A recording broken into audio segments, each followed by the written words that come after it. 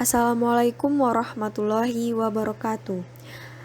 Kami dari kelompok 4 membawakan presentasi yang berjudul Hak Waris Zawi Al-Arham yang beranggotakan Triwidya Putri, Cindy Anissa Putri, Faisal Gunawan, dan Nur Iskandar.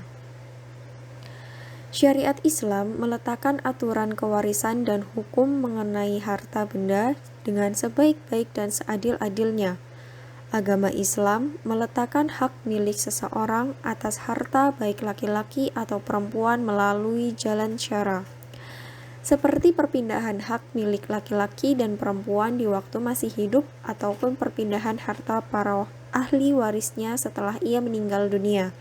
Al-Quran menjelaskan dan merinci secara detail hukum-hukum yang berkaitan dengan hak kewarisan tanpa mengabaikan hak seorang pun. Bagian yang harus diterima semuanya dijelaskan sesuai kedudukan nasab terhadap pewaris. Seiring perkembangannya zaman, masalah pewarisan dikembangkan secara kompleks oleh para fuqaha. Dalam pewarisan tersebut, mereka mengelompokkan pihak-pihak yang mendapat harta waris, ada yang disebut dengan ashabul furud, asobah, zawil arham, atau bahkan ahli waris yang terhalang dan lain sebagainya. Dalam makalah ini, kami mempresentasikan tentang pewarisan zawil arham. Untuk yang pertama, pengertian zawi al-arham. Secara bahasa, zawi al-arham adalah sebutan bagi seseorang yang mempunyai hubungan keluarga dengan orang lain secara mutlak. Dengan demikian, cakupan zawi al-arham sangat luas, meliputi seluruh anggota keluarga yang mempunyai pertalian darah. Namun, para pakar ilmu mawaris mendefinisikan hal yang berbeda, di mana yang dimaksud dengan zawi al-arham adalah kerabat orang yang meninggal yang tidak masuk dalam zawi al-furud dan bukan sebagai asobah. Yang selanjutnya yaitu menurut Ahlul Qorobah. Madhab Ahlul Qorobah adalah cara pembagian harta zawi al-arham dengan mendahulukan kerabat yang lebih dekat, kemudian yang lebih jauh dengan sistem al-Zuhaili. Madhab ahlu al-Tanzi lebih sesuai kias dengan madhab Ahlu al-Qorobah lebih kuat. Oleh karena itu, madhab ini yang dipakai ulama Hanafi karena lebih mudah dan jelas. Madhab ini juga dijadikan undang-undang di negara Mesir Syariah.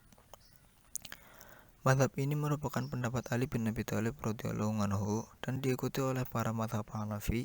Menurut Ahlul Qorobah, hak waris para dzawil ahram ditentukan dengan melihat derajat kekerabatan mereka kepada si pewaris.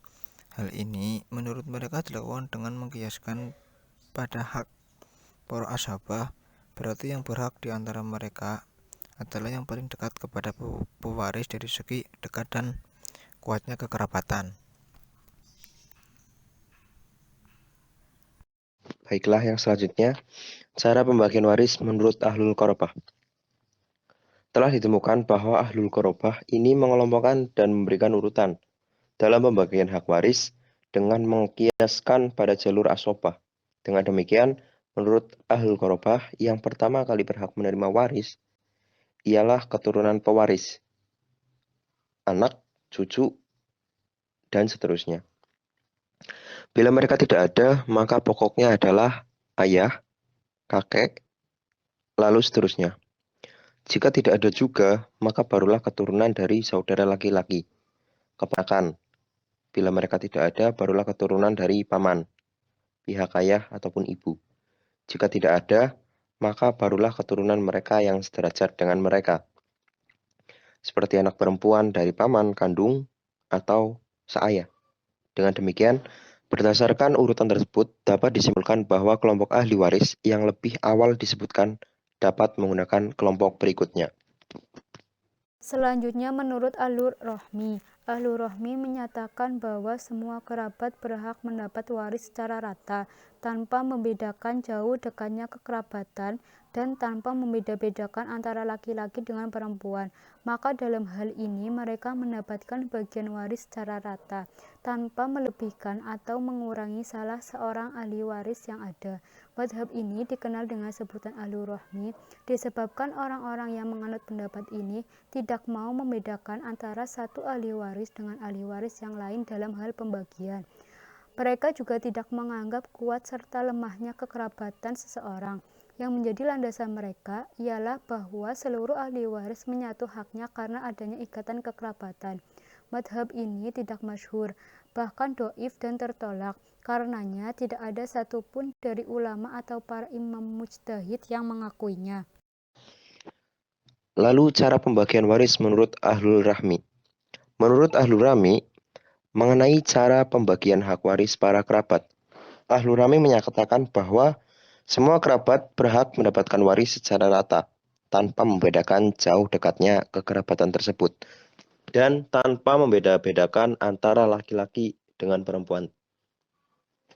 Misalnya, seseorang wafat dan meninggalkan seorang cucu perempuan keturunan anak perempuan, seorang keponakan perempuan dari saudara perempuan, bibi dari pihak ayah, bibi dari pihak ibu, dan keponakan laki-laki keturunan saudara laki-laki seibu.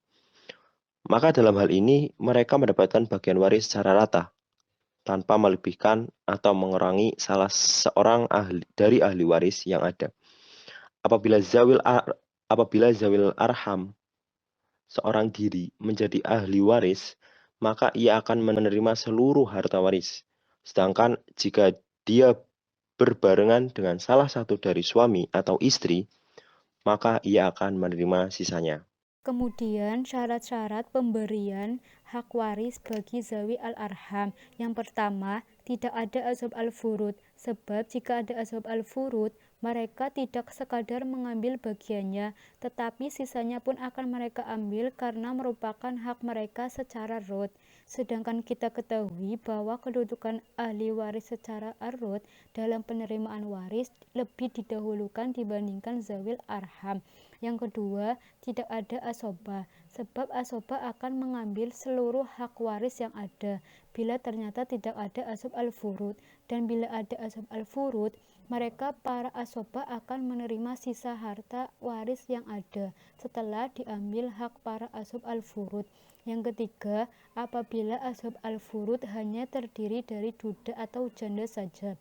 Apabila asbab al-furud hanya terdiri dari duda atau janda saja, maka ia akan menerima hak warisnya secara fard, dan sisanya diberikan kepada zawil arham, sebab kedudukan hak duda atau janda secara rod itu sesudah kedudukan zawil arham. Dengan demikian, sisa harta waris akan diberikan kepada zawil arham. Kemudian, bila bersamaan dengan ahli waris lain, maka pembagiannya sebagai berikut. 1. Mengutamakan dekatnya kekerabatan. Misal, pewaris meninggalkan ahli waris, cucu perempuan dari keturunan anak perempuan, dengan anak cucu perempuan dari keturunan anak-anak perempuan. Maka, yang didahulukan adalah cucu perempuan dari anak perempuan. Begitu seterusnya. Yang kedua, apabila ada kesamaan pada kedekatan derajat kekerabatan, maka yang lebih berhak untuk diutamakan adalah yang paling dekat dengan pewaris lewat ashabul furud atau asobah. Misalnya, seorang wafat dan meninggalkan cucu perempuan dari keturunan anak laki-laki dan cucu laki-laki dari keturunan anak perempuan. Maka, yang lebih didahulukan adalah cucu perempuan dari keturunan anak laki-laki. Dalam contoh ini, tampak ada kesamaan derajat di antara kedua ahli waris. Keduanya memiliki hubungan kekerabatan dengan pewaris, sama-sama sebagai cucu. Hanya saja, cucu perempuan keturunan anak laki-laki bernasab kepada pewaris lewat jalur ashabul furud, sedangkan cucu laki-laki dari keturunan anak perempuan melalui zawil arham. Yang ketiga, apabila segi derajat dan kedekatannya kepada pewaris sama, maka haruslah mengutamakan mana yang lebih kuat kedekatan kekerabatannya. Misal, seorang wafat dan meninggalkan anak perempuan dari saudara laki-laki sekandung dengan anak perempuan dari saudara laki-laki seayah. Maka dalam keadaan seperti ini, kita harus mengutamakan keponakan kandung, dan berarti seluruh harta waris menjadi haknya. Yang demikian itu disebabkan keponakan kandung lebih kuat kekerabatannya. Begitu terusnya. Yang keempat, apabila dalam suatu keadaan terjadi persamaan, maka pembagiannya dilakukan secara merata. Artinya, semua ahli waris dari zawil arham berhak menerima bagian. Misal, seseorang wafat dan meninggalkan seorang anak perempuan dari anak paman kandung, seorang anak perempuan dari anak paman yang lain, dan seorang anak perempuan dari anak paman kandung yang lain. Atau dengan redaksi lain, orang yang wafat ini meninggalkan 3 putri keturunan anak paman kandung, maka harus warisannya dibagi secara merata di antara mereka. Karena ketiganya memiliki derajat yang sama dari segi kekerabatan. Aturan pemberian hak waris terhadap para zawil arham adalah bagian laki-laki 2 kali lipat bagian perempuan. Sama seperti dalam pembagian para asobah untuk anak laki-laki dan anak perempuan. Sekalipun zawil arham itu keturunan saudara laki-laki atau saudara perempuan seibu. Sekian dari kelompok kami, terima kasih.